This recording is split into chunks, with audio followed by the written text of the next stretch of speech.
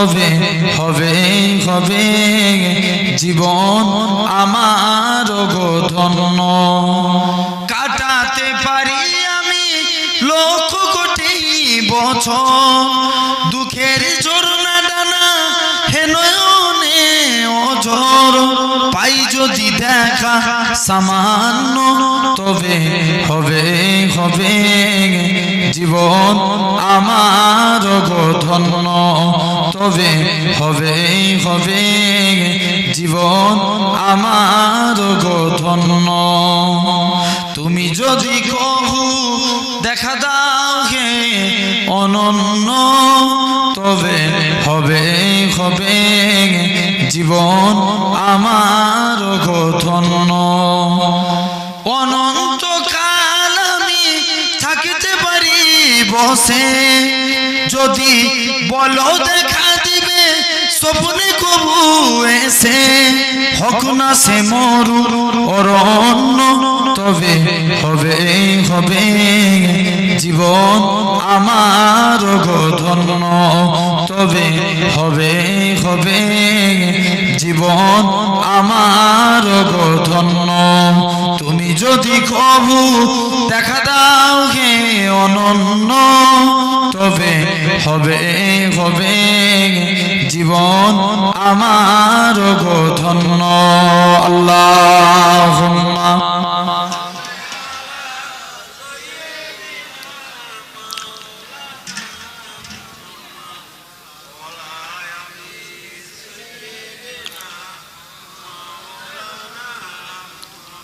কালেমা লা ইলাহা ইল্লাল্লাহ, লা ইলাহা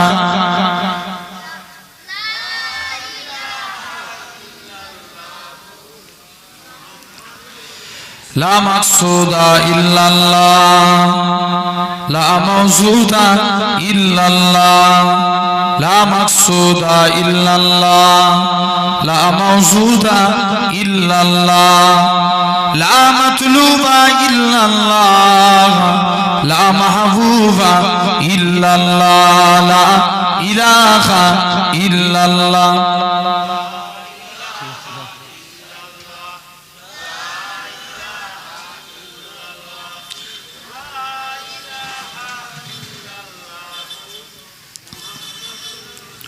জমিনের মালিক যে আল্লাহ, আসমানের মালিক সেই আল্লাহ, উম্মত আমরা রাসূলুল্লাহর বান্দা আমরা তুমি আল্লাহর, লা ইলাহা ইল্লাল্লাহ,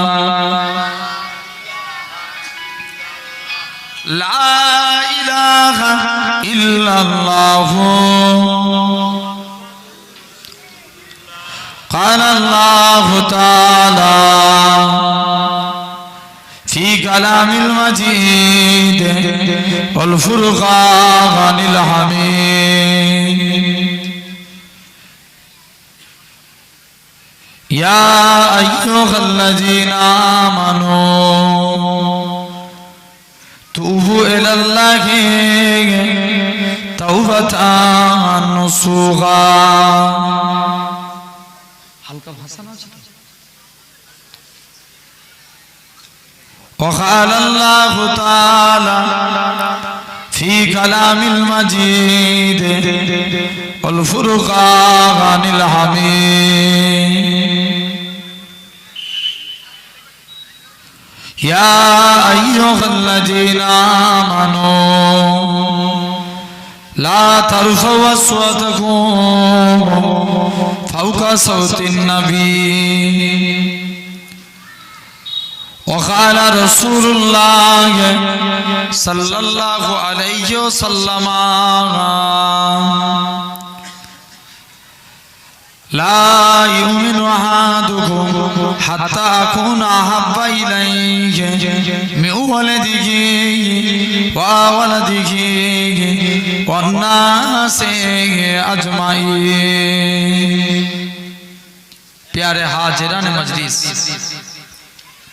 উপস্থিত এই মাহফিল অবস্থাকা বয়োজ্যেষ্ঠ আমার মুরুবিয়ান চাজান বনেরা, সমবয়স্ক ইয়াং জেনারেশন যুবক তরুণ ভাইরা, পর্দা আড়ালে অবস্থিত আমার মা ও বোনেরা, সদ্য এলাকার মসজিদের ইমাম সাহেব, সম্মানিত আল্লাহ পাকের নামাজি বান্দা বোনেরা, সকলকে জানাই গুনাহগারের তরফ হতে পিন্ডহর শরীফের পক্ষ হতে আপনাদের জানাই আন্তরিক সালাম মুবারকবাদ। আলহামদুলিল্লাহ, সন্ধ্যার পর থেকে নিয়ে পরস্পর ওলামা হযরতদের মুখ থেকে আপনারা আলোচনা শ্রবণ করলেন। এখন গুনাহগার এসেছে আপনাদেরই ফিরের আওলাদ।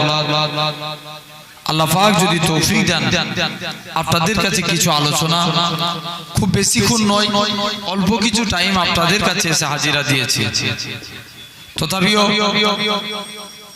আমি গ্রাম্য এলাকার প্রতিটা ভাইদের আব্বাদের আহ্বান করি, আপনারা সকলে মাহফিলের মধ্যে চলে আসেন, ঠিক কি না? কারণ একটা দিন এই পয়লা অগ্রহায়ণ প্রতি বছর এই ইসালে সওয়াব হয়ে থাকে। আল্লাহ পাক বছরও করিয়েছেন, সকলে আল্লাহর রাস্তে মাহফিলের মধ্যে চলে আসেন। জেনে রাখেন, তথাপিও আমি ওয়াজ আরম্ভে কয়েকটা কথা বলে নিই। অনেক মুরব্বী আব্বাগুলো, সব বাপের সমতুল্য মানুষ, আপনারা আমার থেকে নিচে বসে আছেন, সন্তানের মতো, ভাইয়ের মতো একটু উপরে বসে আছেন, অসুবিধা নেই তো? আলহামদুলিল্লাহ, একটা প্রায় দীর্ঘ 2 বছর 3 বছর আসছে আপনাদের কাছে, একটা এই গ্রামের প্রতি মহব্বত, ভালোবাসা একটা আলাদা হয়ে গেছে। কারণ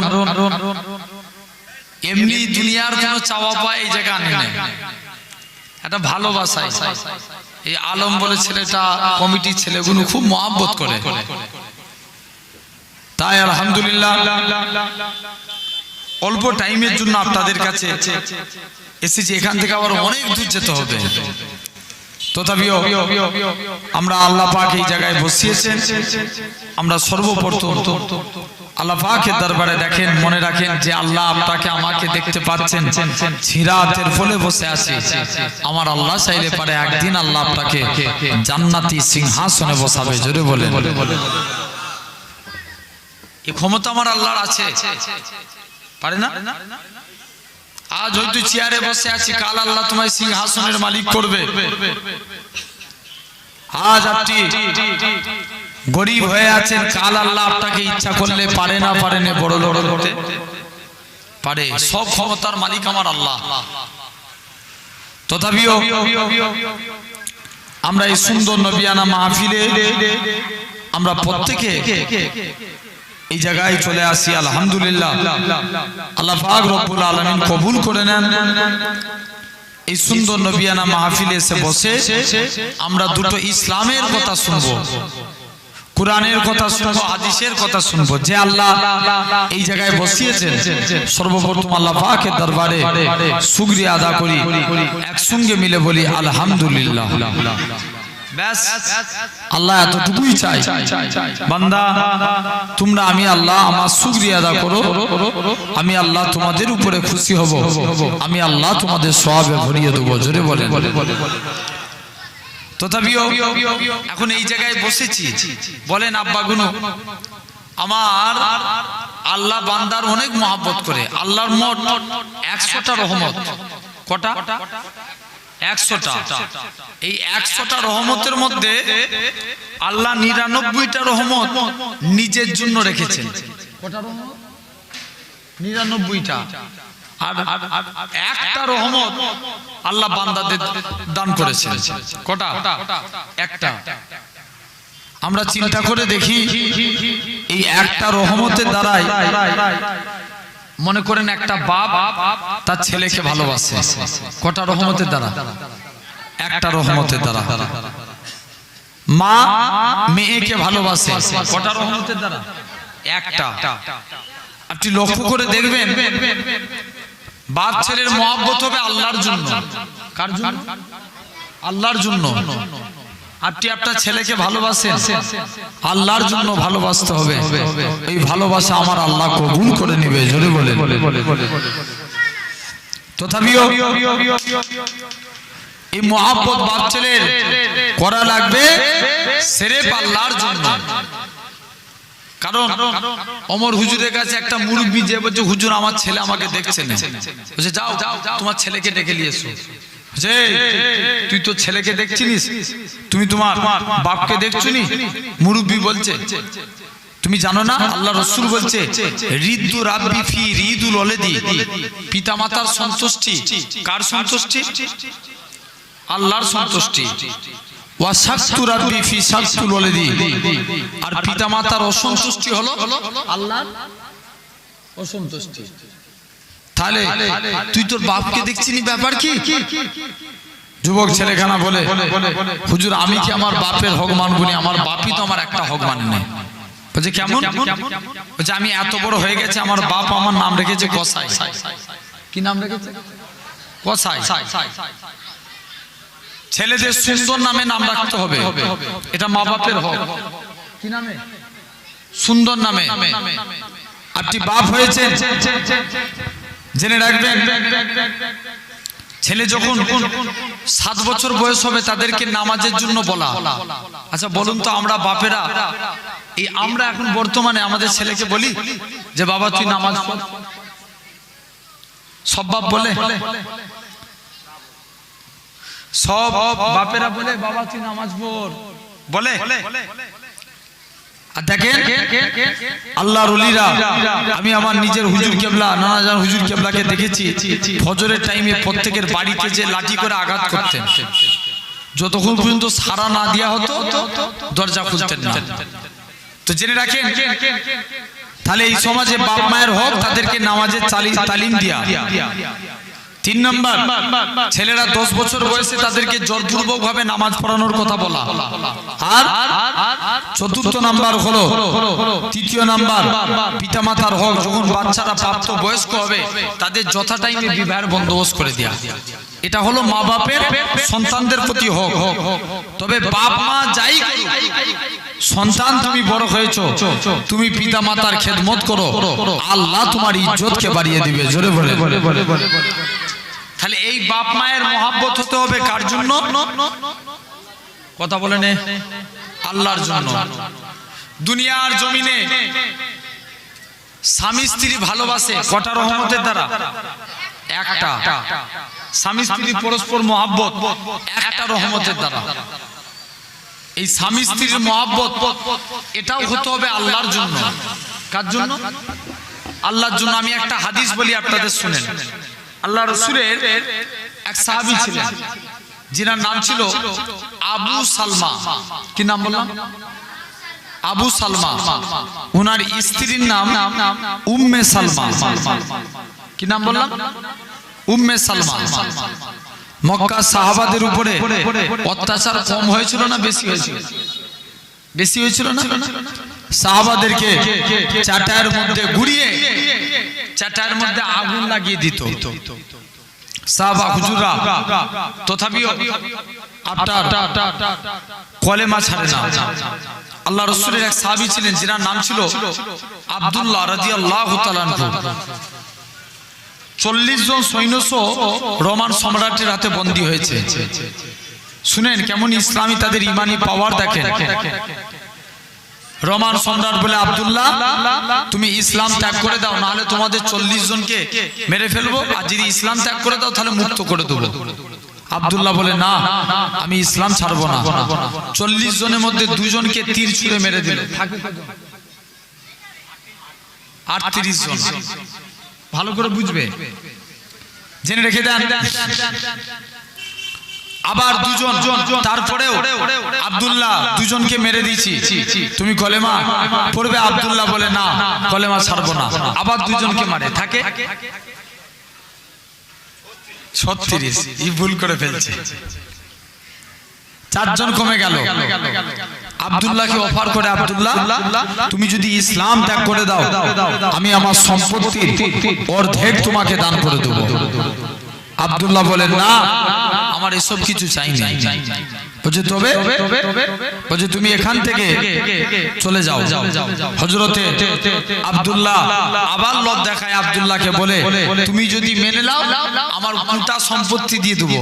আব্দুল্লাহ বলে আমার চোখের পলক ফিরাতে যতক্ষণ সময় লাগে এই টাইম পরিমাণ যদি তুমি আমাকে ইসলাম থেকে দূরে সরে থাকতে বলো আল্লাহর কসম আমি ইসলাম থেকে দূরে সরব না। জেনে রেখে দেন আমার সোনার ভাইরা, আব্বারা, তরুণেরা, তো আজ তাহলে সেই জায়গায় আমি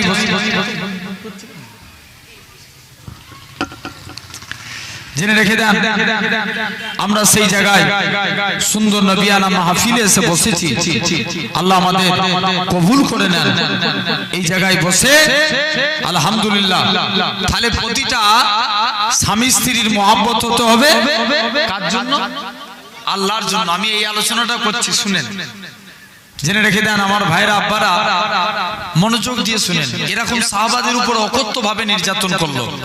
আবু জেহেল নবীর কাছে চলে যায়, মুহাম্মদ সাল্লাল্লাহু আলাইহি সাল্লাম আপনি মদিনায় এসে বড় নেতা হয়ে গেছে, আপনার নেতাগিরি চলবে না, আপনার কুরআনকে মিটিয়ে দেব,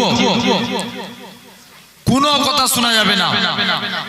আল্লাহ রাসূল কি করলেন? এরকম ভাবে আল্লাহ রাসূল নবীর কাছে আবু জেহেল আসে, মুহাম্মদ সাল্লাল্লাহু আলাইহি ওয়াসাল্লাম আপনি বলে দেন আমরা যে কাবা ঘরের বুতগুলো মানে মূর্তিগুলোর ইবাদত করি, এই মূর্তিগুলো যদি বলে দেয় আপনার ধর্ম ঠিক, আমরা সবাই মিলে আপনার ধর্ম মেনে নেব। আমরা সবাই তাহলে আপনাকে, আর যদি মূর্তিগুলো মুখ দিয়ে কোনো কথা না বলতে পারে তাহলে কিন্তু আপনাকে আমাদের ধর্ম মানতে হবে। আল্লাহ রাসূল চ্যালেঞ্জকে অ্যাকসেপ্টেড করে নিলেন, বললেন ঠিক আছে চলো। পরের দিন হয়ে গেল, হাজার হাজার মানুষ কাবা ঘরের সামনে দাঁড়িয়ে আছে। আবু জেহেল বুতগুনুর কানে কানে যে বলে, ভূত বলে দাও তো আমাদের পূর্বপুরুষের ধর্ম ঠিক। বুতের ভিতর থেকে আওয়াজ আসে, লা ইলাহা ইল্লাল্লাহ মুহাম্মাদুর রাসূলুল্লাহ।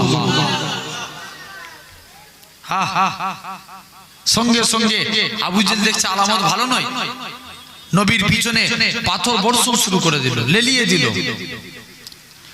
মুসলমান ঘরের ছেলে মেয়েরা, আব্বারা, তরুণেরা, হে নবীর প্রেমিকেরা, আল্লাহ নবী সাহাবীরা যেখানেই থাকে আল্লাহ নামে আওয়াজখানা তুলে লড়াই করে। আল্লাহ নবী সাহাবীরা যেখানেই থাকে আল্লাহ নামে আওয়াজখানা তুলে আল্লাহ নবীকে গোল করে ঘিরাও করে ফেললেন। আল্লাহ নবী সাহাবী হযরতে নাখুমাবে, আল্লাহ নবী সাহাবী হযরতে আল্লাহ নবী সাহাবী এক চাচাজি ছিলেন যার নাম ছিল আমির হামজা। জঙ্গলে শিকার করতে যায়, জঙ্গলে গাছপালা তরুলতা বলে, হে রাসূলুল্লাহ চাচাজি, হে হযরতে আমিরে হামজা তুমি কেন এরকম কাজ করো? চলে যাও চলে যাও, সাহস যদি থাকে মক্কার মানুষদের বিরুদ্ধে অস্ত্র ধারণ করবে যাও। হযরতে আমিরে হামজা জঙ্গলে শিকারখানা, আবারও কথায় কর্ণপাত না করে শিকারখানা শুরু করে দিলেন। ও যুবকেরা, ও নবীর প্রেমিকেরা, আল্লাহ নবী সাহাবী, আল্লাহ নবী চাচাজি হযরতে আমিরে হামজা জঙ্গলে হিংস্র পশু এরকম ভাবে তারা মানুষের জমানে বলে, হে রাসূলুল্লাহ চাচাজি, হে হযরতে আমিরে হামজা সাহস যদি থাকে মক্কার মানুষদের বিরুদ্ধে অস্ত্র ধারণ করবে যাও। হযরতে আমিরে হামজা কথায় কোনো কর্ণপাত করলেন না। হুজুর আমার চলে গেলেন, আস্তে আস্তে করে হুজুর আমার শিকারখানা ছেড়ে দিলেন, নিজের স্ত্রীর কাছে যায়। আমার স্ত্রী বলো তো দেখি, আমার ভাতিজার উপরে কি মক্কার মানুষেরা কষ্ট দিয়েছে? হ্যাঁ হ্যাঁ কষ্ট দিয়েছে। হযরতে আমিরে হামজা স্ত্রীকে বলে গেলেন, আমার স্ত্রী যতক্ষণ পর্যন্ত আমার ভাতিজার মুখ থেকে হাসিখানা না ফুটাতে পারি আমি আমিরে হামজা পানি পান করব না। ও যুবকেরা, আল্লাহ নবী চাচাজি হযরতে আমিরে হামজা শিকারখানা শুরু করে দিলেন। হুজুর আমার শিকারখানা শুরু করে দিয়ে এরকম ভাবে নিজে আবু জেহেলের কাছে চলে আসে। আবু জেহেলকে জমিনায় একটা চোর মেরে জমিনায় ফেলে দিয়ে আল্লাহ নবীর কাছে যায়, হে হযরতে মুহাম্মদ সাল্লাল্লাহু আলাইহি সাল্লাম, আমি আপনার চাচা আপনার মারের বদলা মারখানা দিয়ে এসেছি। আল্লাহ নবী কি বলেছিলেন? চাচা যান হযরত আমির হামজা বলে ভাতিজা তুমি কি এতে খুশি?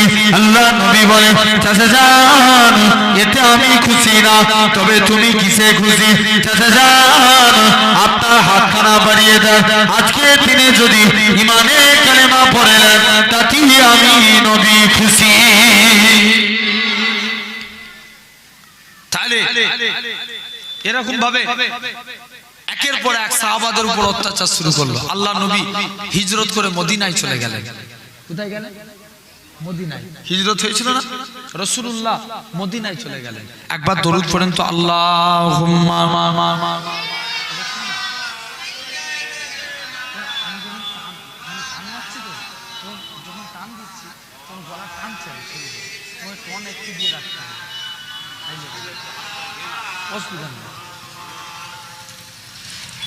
এরকম ভাবে আল্লাহ রাসূল মদিনা দিকে হিজরত করে চলে গেলেন।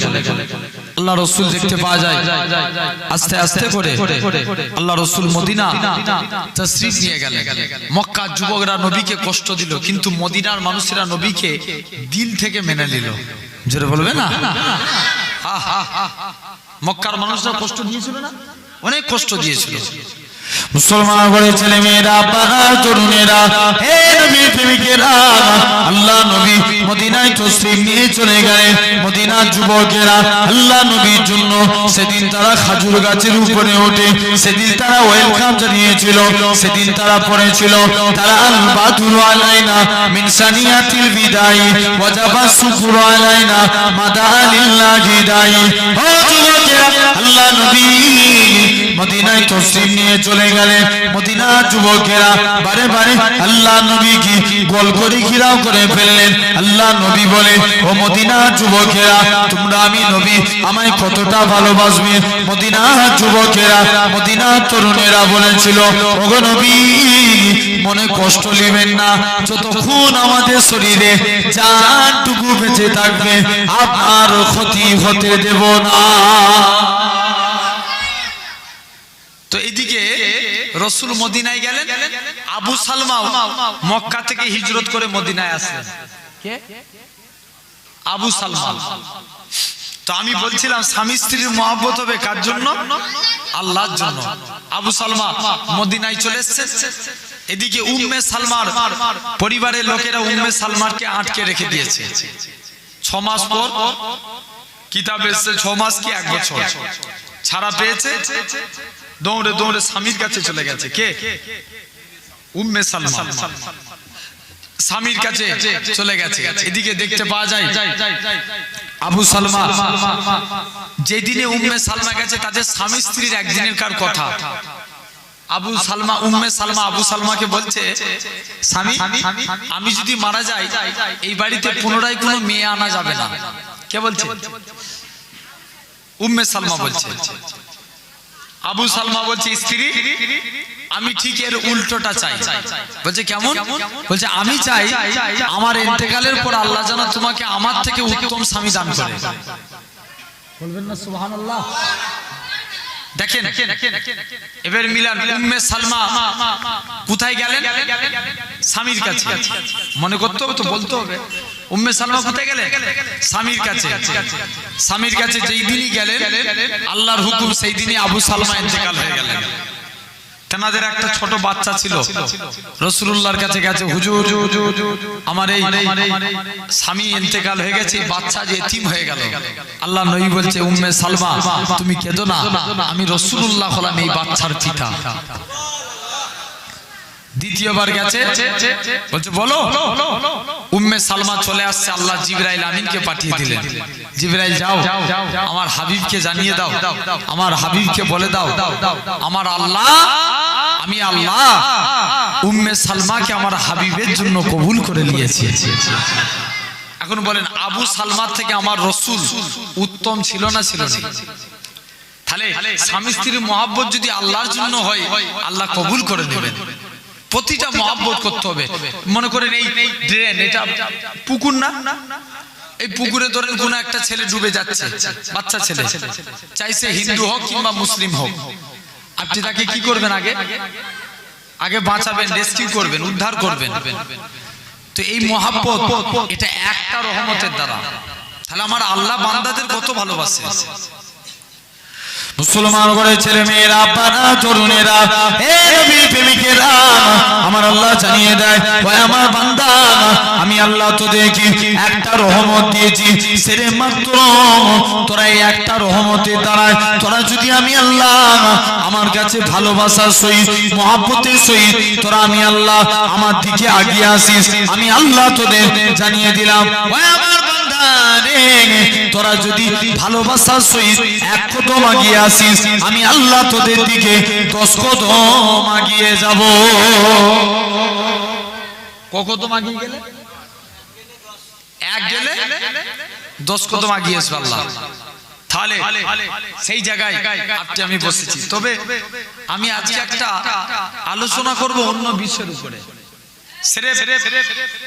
আমি আছি 11টা বাজতে 10 মিনিট, মানে 10টা 50 পর্যন্ত জেনে রেখে দেন। তথাপি আমি